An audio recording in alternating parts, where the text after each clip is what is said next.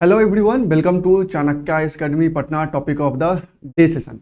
आज के इस सेशन में हम ग्लोबल जेंडर गैप रिपोर्ट के बारे में डिस्कस करेंगे। रिसेंटली अभी वर्ल्ड इकोनॉमिक फोरम ने 2023 का ग्लोबल जेंडर गैप रिपोर्ट पेश किया है और उसमें जो ओवरऑल ग्रोथ देखा गया है वह बहुत ही मॉडेस्ट ग्रोथ दर्ज किया गया है। तो यह जो ग्लोबल जेंडर गैप है 2023 का, अभी रिसेंटली यह वर्ल्ड इकोनॉमिक फोरम के द्वारा पेश किया गया है। अब पहले हम इस रिपोर्ट की बात करें, 2023 के रिपोर्ट की बात करें, उससे पहले हम यह जान लेते हैं कि आखिर यह global gender gap index actually में है क्या और इसको कैसे मेजर किया जाता है और आखिर कौन कौन से ऐसे डायमेंशन हैं जिसके बेसिस पे इस ओवरऑल रिपोर्ट को प्रिपेयर किया जाता है। तो जो ग्लोबल जेंडर गैप इंडेक्स है, बेसिकली इसे 4 पैरामीटर्स पे मेजर किया जाता है।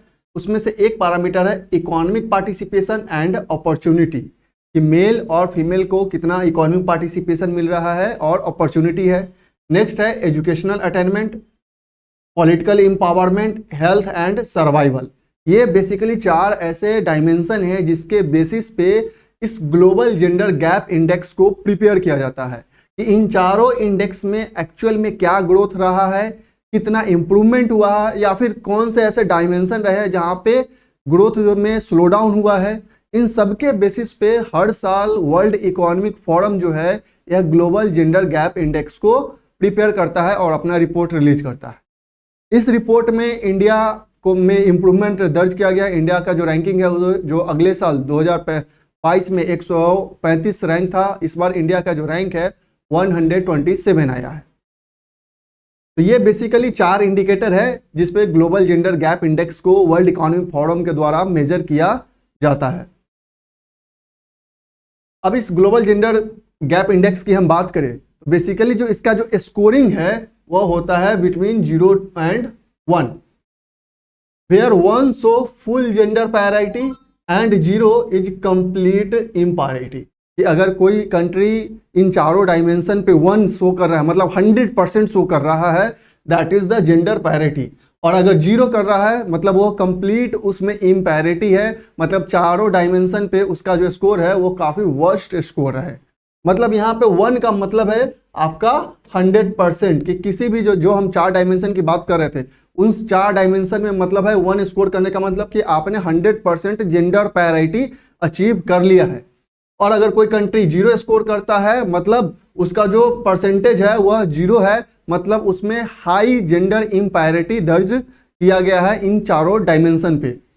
ओवरऑल एम जो है इस रिपोर्ट का, कि अगर इस एम की बात करें कि वर्ल्ड इकोनॉमिक फोरम इसे आखिर क्यों पेश करती है, तो सिंस 2006 इसे हर साल वर्ल्ड इकोनॉमिक फोरम के द्वारा पेश किया जा रहा है। इसका एम है कि to track the progress on relative gaps between women and men on health, education, economy and politics. जो इसके बेसिकली जो 4 डायमेंशन है उस पे आखिर वुमेन का क्या प्रोग्रेस हुआ है, उस प्रोग्रेस को ट्रैक करने के लिए ही इस रिपोर्ट को पेश किया जाता है हर साल, कि वुमेन्स का क्या कंडीशन है as compare to its male counterpart in 4 different fields.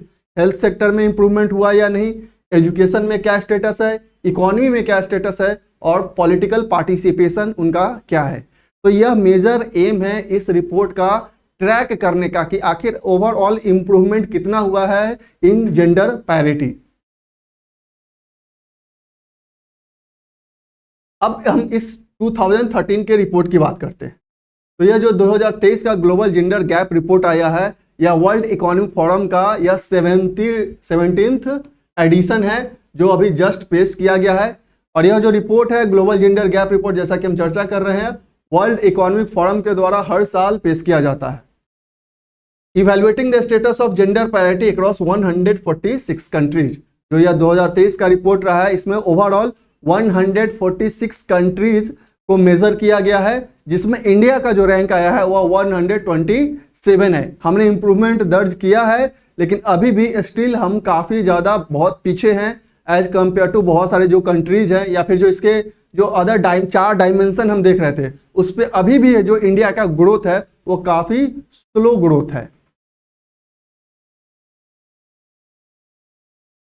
अब इस पूरे ओवरऑल रिपोर्ट की पहले बात हम करते हैं। तो जो 2023 का जो यह स्कोर कार्ड बताता है वर्ल्ड इकोनॉमिक फोरम के द्वारा ग्लोबल जेंडर गैप का, यह टोटल जो स्कोर कार्ड है वह 68.4% रहा है, indicating A modest growth of 0.3% from previous year. कि 2022 में जो ग्रोथ आया था उससे सिर्फ 0.3% का ग्रोथ हुआ है, बहुत ही कम ग्रोथ हुआ है। मतलब ओवरऑल जो इंडिकेटर है वह ग्लोबल जेंडर गैप इंडेक्स का, उसमें 68.4% का स्कोर हुआ है। अगर at the current rate of progress it would take 131 years to achieve full gender parity. और अगर इसी तरीके से अगर ग्रोथ होते रहा, मॉडेस्ट रेट ऑफ ग्रोथ चलते रहा, तो ओवरऑल जेंडर पैरिटी को अचीव करने में पूरे वर्ल्ड में 131 ईयर्स लग जाएंगे। मतलब अगर इस तरीके से मॉडेस्ट स्टेट ऑफ ग्रोथ रहा पूरे वर्ल्ड में इन चारों डायमेंशन पे, तो इन चारों डायमेंशन पे 100% जेंडर पैरिटी अचीव करने में अभी भी 131 ईयर्स लगेंगे। The report showing a significant slow down in the overall rate of change. और ये कहीं ना कहीं ये एक स्लो डाउन पूरा का पूरा इंडिकेटर मिल रहा है कि जो ओवरऑल इंडिकेटर्स है उसमें स्लो डाउन देखने को मिल रहा है, क्योंकि अगर इतना स्लो होगा प्रोग्रेस तो यह एक काफी ज्यादा लंबा समय लेगा जेंडर पैरिटी को अचीव करने में। अब बात करते हैं हम टॉप रैंकिंग कंट्रीज की। अगेन इस बार भी जो टॉप रैंकिंग कंट्रीज रही हैं उसमें सबसे पहले टॉप पे आइसलैंड है, जिसका स्कोर लगभग 91.2% रहा है। नॉर्वे है सेकेंड रैंक पे, जो अप्रॉक्स 87.27% के पास इसका स्कोर रहा है।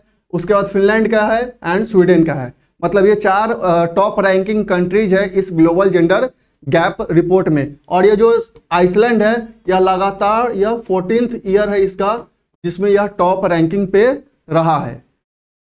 17 साल से यह रिपोर्ट पेश हो रहा है, उसमें यह 14 साल से आइसलैंड ही है जो टॉप रैंक पे बना रहा है।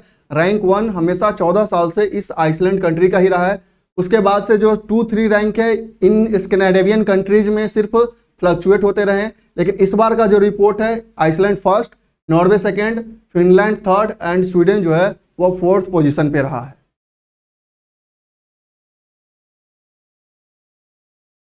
अब बात करते हैं जो ओवरऑल पैरामीटर्स है, इसके जो 4 पैरामीटर्स है, इस 4 पैरामीटर्स पे ग्लोबल जेंडर गैप इंडेक्स में ओवरऑल सारे कंट्रीज का मिला के क्या स्कोर रहा है। तो अगर हेल्थ एंड सर्वाइवल की हम बात करते हैं तो उसमें 96% स्कोर हुआ है। पॉलिटिकल एम्पावरमेंट की बात करते हैं, यहाँ पे काफी ज्यादा कम स्कोर हुआ है, बहुत ही कम स्कोर हुआ है, वो है 22.1%। अगर हम एजुकेशनल अटेनमेंट की बात करते हैं इसमें भी अच्छा स्कोर है, बट स्टिल अभी भी वह 100% जेंडर पैरिटी अचीव नहीं कर पाया है, 95.2% स्कोर रहा है।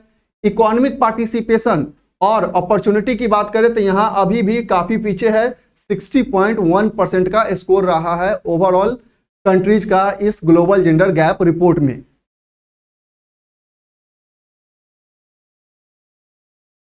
अब बात करते हैं इंडिया और उसके नेबर की क्या स्थिति रही है। जैसा कि हम बात कर रहे थे कि इंडिया ने रैंकिंग में इंप्रूवमेंट दर्ज किया है, जो 2022 में उसका रैंक 135 था, इस रिपोर्ट में उसका रैंक 127 है। मतलब 8 रैंक वो उसमें उछाल आया है और वह 127 रैंक अचीव किया है out of 146 countries. India's neighbour Pakistan की अगर हम बात करें तो उसका रैंक 142 है। वहीं बांग्लादेश का जो रैंक है 59, चाइना का रैंक 107, नेपाल का rank 116, Sri Lanka 115 and Bhutan at 103। मतलब हम अगर नेबरिंग कंट्रीज की बात करें उसमें बस हम पाकिस्तान से एक अच्छी स्थिति पे हैं, बाकी सारे कंट्री जो हमारे नेबरिंग कंट्रीज है वो हमसे अभी भी आगे हैं। The country has improved by 1.4 percentage point and 8 position since the last edition. 2022 का एडिशन से हम कंपेयर करते हैं तो ओवरऑल इन चारों डायमेंशन पे जो ओवरऑल ग्रोथ इंडिया का दर्ज किया गया है उसमें सिर्फ 1.4 परसेंटेज पॉइंट का ग्रोथ आया है। मतलब मोडेस्ट रेट ऑफ ग्रोथ है। अगर इंडिया में इसी तरीके से जेंडर पैरिटी में ग्रोथ होते रहा तो यह काफी लंबा समय लेगा 100% जेंडर पैरिटी को अचीव करने में।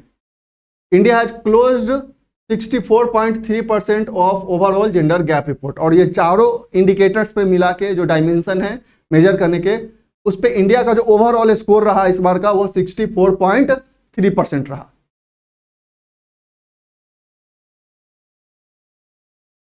अब अगर हम डिफरेंट पैरामीटर्स पे बात करें कि इंडिया का डिफरेंट पैरामीटर्स पे क्या स्कोर रहा है, तो जेंडर पैरिटी इन एजुकेशन की बात करें तो India has achieved parity in enrolment across all the level of education. Education sector में ही एक ऐसा सेक्टर इन 4 डायमेंशन में से कि जिसमें इंडिया ने ओवरऑल पैरिटी को अचीव कर लिया है, जहां पे इनरोलमेंट अगर हम रेशियो देखते हैं तो लगभग अब इक्वल है। जो भी गर्ल्स चाइल्ड है या फिर जो भी बॉयज हैं उनका जो इनरोलमेंट रेशियो है वह लगभग इक्वल है।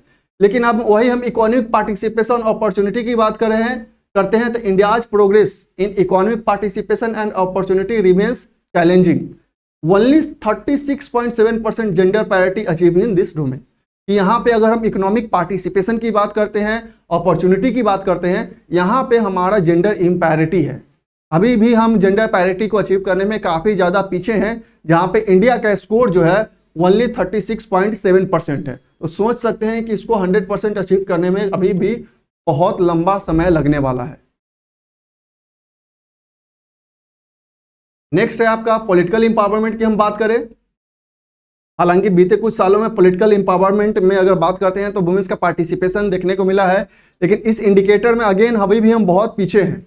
India has made STRIDE political empowerment achieving 25.3% parity in this domain.